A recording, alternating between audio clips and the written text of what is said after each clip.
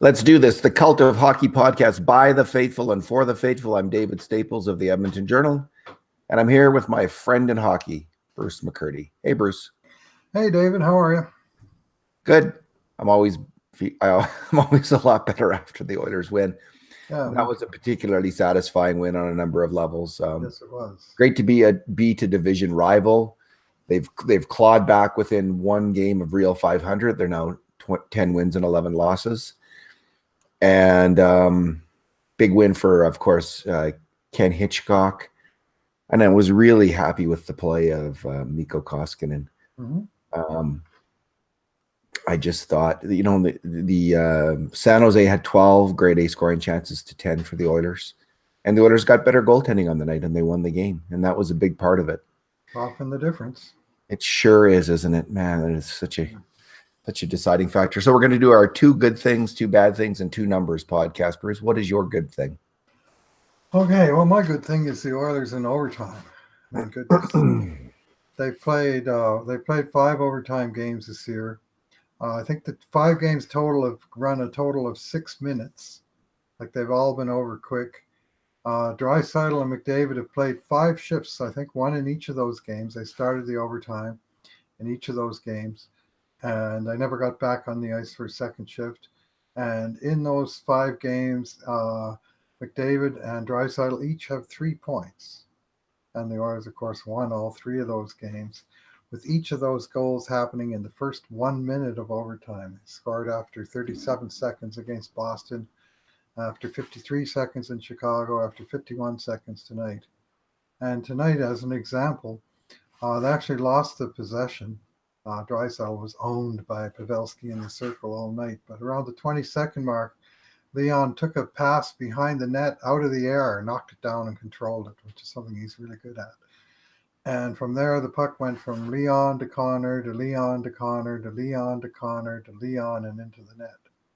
And Klefbom was an eyewitness, had a great view of the play, but he never actually touched the puck. It was just the 2 of them. And in fact, all 3 of those overtime goals was just the 2 of them. Twice it was Draisaitl from McDavid. The other time it was McDavid from Draisaitl. No second assist on any of them. It's just a 2-man wrecking crew. And they're pretty close to unstoppable. It's a beautiful goal. And tonight would have been Leon's threaded pass through the defenseman's skate that sent Connor in was gorgeous. And then the guy hacked McDavid. Not that the ref would ever notice in this game.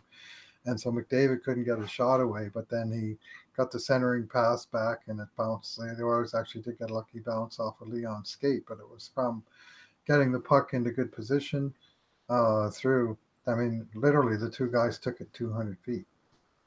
The Oilers never get any calls from the refs. It's just ridiculous. Out in California, man, you might as well be descending into a black hole of expecting any call. They had 11 seconds of power play tonight. So I'm interested in your analysis of Hitchcock's new power play structure, David. Yet to be seen. All right. So, it was my good thing, Bruce, was so the one major technical difference or line difference was Milan Lucic was finally, now you could say he was on the 4th line because he was the 2 4th liners, Brodziak and Cassian. They were used more 3rd line minutes. So let's say the 3rd line. But really, the key thing is he's not with skilled players anymore. He's with a line that was expected to grind it out, check hard, and grind it out and check hard. And that's it. He's not expected to make fancy plays to players moving at speed because he is completely unable to make that kind of play. We've known this for a long time. And this is something McClellan never did, Bruce, once. Was move Lucic down to play with the grind line, the 4th line players. And he looked good. It was there was some accountability there saying, no, that's not who you are. And Hitchcock talked about after the game how Lucic has talked way too much about not scoring goals, and he's just got to focus on playing his game. And what a clear way to send that message by playing him with players who aren't expected to score goals or put up points, but are just expected to grind it out and get offensive zone time. And that's exactly what they did. There was one bad moment or a couple bad moments, or once where Cassian got cute at the blue line and didn't dump it in and went the other way, and There was a few scary moments with that line out there, but otherwise they were pretty dominant in the play. They kept it in the offensive zone quite a bit. And that was an excellent move by the coach, and good to see Lucic respond to it, and hope to see more of that. Yeah, I had the same reaction as you. I thought, oh, look, he put him on the fourth line because, as you say, Brodziak and Cassian have been fourth line all year. But then I looked at the makeup of the bottom six with Ratty and Kara and young Marody on the other line, and I said very early on to my wife that I thought that the Brodziak line would get third line minutes, and in fact they did, with between 11 and 13 minutes each. And Lucic, he played 11:25 tonight, which was actually 10th among Edmonton forwards. Kara was slightly ahead of him because of penalty kill time, and but the fourth liners each played under 10 minutes in regular strength, and I say the Brodziak line was closer to 12 or 13. And Lucic, in his time on the ice, the shots on net were 4-2 for Edmonton. So very low event, but that's actually a good thing. I mean, high events when Lucic is on the ice are generally bad events. It's been my experience lately. So we'll take a night where his official stats included 2 shots, both on goal, 4 hits, 1 takeaway, and absolutely nothing negative. No giveaways, no, missed shots, no penalties. It was just a low event, solid game from the big man, and really fit in well. That line stuck with the puck nicely. Bruce, that's probably the lowest amount of minutes that Lucic has played for the Oilers in a game since he came to Edmonton. And that's exactly the right amount of ice time for that player right now, is about 11 to 12 minutes a game, not more than that. And just try to cycle the puck in the offensive end, and he can help in, be a physical presence when that is needed. Bruce, what's your bad thing? Well, the way the game started, very first minute of play, second line comes out, and here we go again. Defensive zone face-off. This is, by my count, at least 5, and I might have missed one, at least 5 goals against off of defensive zone face-offs in the last 8 games. Normally that's a pretty rare event, as you know, tracking scoring chances. But this year it's been lose a face-off and then completely lose all semblance of structure and coverage in the defensive zone. Sure enough, it happened here. The puck went back to the point. It looked like Nurse and Russell were on 2 different playbooks. One of them was playing zone, one of them was playing man. And what wound up happening was Nurse checked up, and he looked up to see where the shot was coming from. And meantime, his man, Jonas Donskoy, just pulled away from him and went to the front of the net, picked up the admittedly very ugly rebound that cost him and punted out into that shot was deflected by Russell.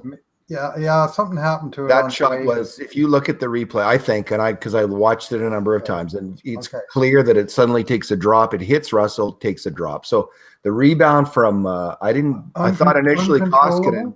Was it uncontrollable in your? Oh yeah. If it gets deflected that close to the net, you just got to make the save. Yeah. And that's not on. I thought it was on Koskinen initially, but not having watched it, definitely changed direction. And the only player it could have hit was Russell. It looked like it did.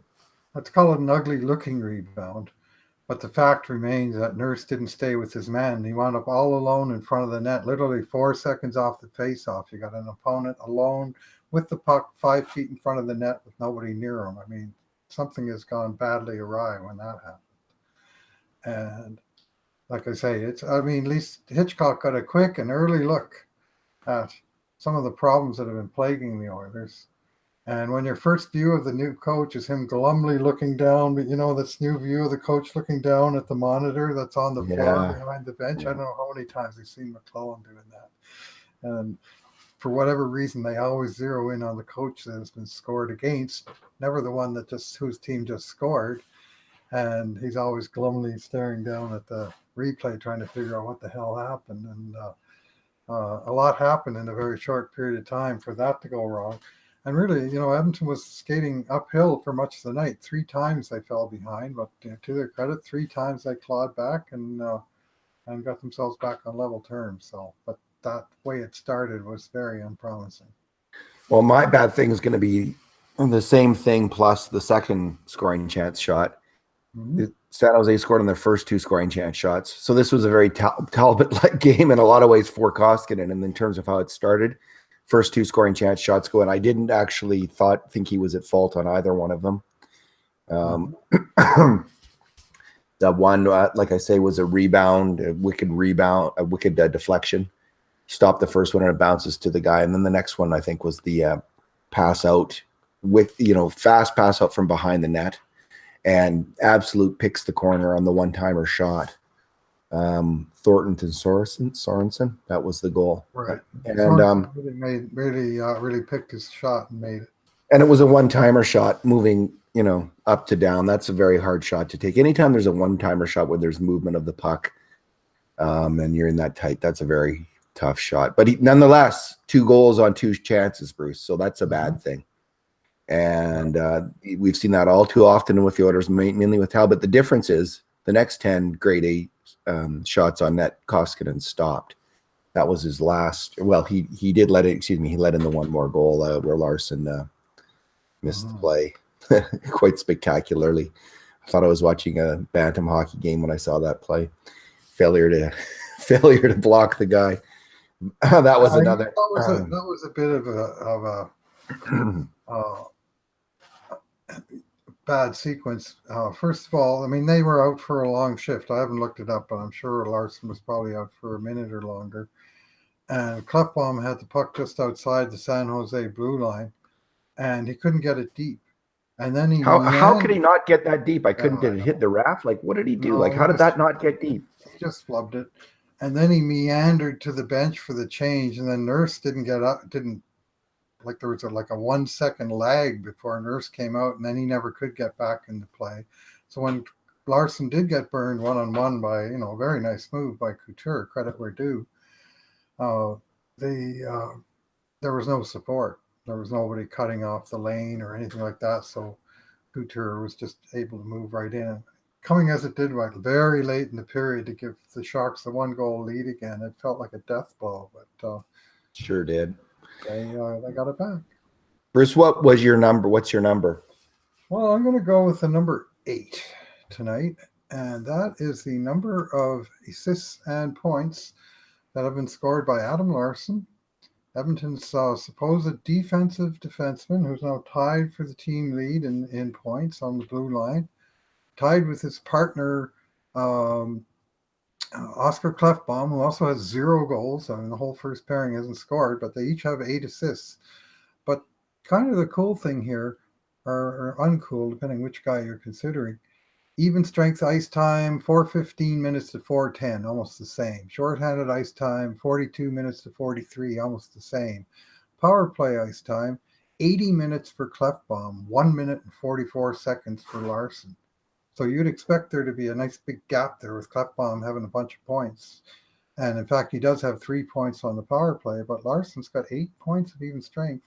Tonight's wasn't necessarily the prettiest. He kind of bounced the pass through. He was kind of lucky. Oh, that was a nice play. But it was a good play. Yeah, I mean, he saw the pass. He had to be lucky, I think, for the puck to bounce over the one guy's stick and come down on Draisaitl's. And then they finished it off from there. But he's of the 8 assists, David, I would say probably a good 6 of them were real nice plays by Larsson. It's not like sort of rote plays way back in his own end where, he passes to his partner and his partner hits McDavid for the goal. It's been Larsson making good long stretch passes or good plays inside the blue line. And he's more of a heads up player than Klefbom, Bruce. I think he's going. When Larsson has the puck, he has his eyes up and he's looking. Klefbom's not as much like that. He's more has made up his mind what he's going to do and goes for it. And I think Larsson's got a higher hockey IQ than Klefbom does. And Klefbom's got better hands, I would say, but better skills. Yeah, Larsson has. I think he has and I've been saying this all along. There's some offense there to be uncovered. Well, anyway, at this moment, he's on pace for 30 points. There you go. Very nice for a guy who never plays power play. So my number is 1. Oh, that's a good number. That's the number of even strength chances Oh, scored by a line other than the McDavid line. that's a bad number. Yeah, so we have the same old problem, right? Like if you have McDavid and Draisaitl in the same line, you got one line. Fortunately, that line came through tonight. That's not going to happen every night. And man, I didn't mind the other, all three other lines actually had really good moments. I like Cooper Marody. I think he makes good plays with the puck.